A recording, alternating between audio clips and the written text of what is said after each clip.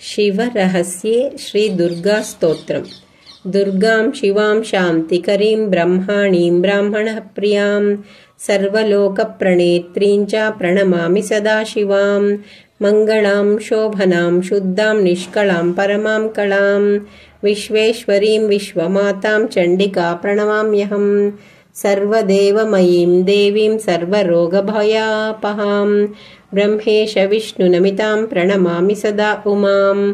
विन्ध्यस्तां विन्ध्यनिलयां दिव्यस्थाननिवासिनीं योगिनीं योगमातां च चण्डिकां प्रणमाम्यहम्।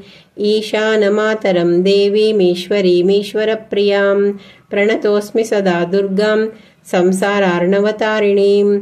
य इदं पठते स्तोत्रं शृणुयाद्वापि ये नरः स मुक्तः सर्वपापैस्तु मोदते दुर्गया सह। इति शिवरहस्ये श्रीदुर्गास्तोत्रम्।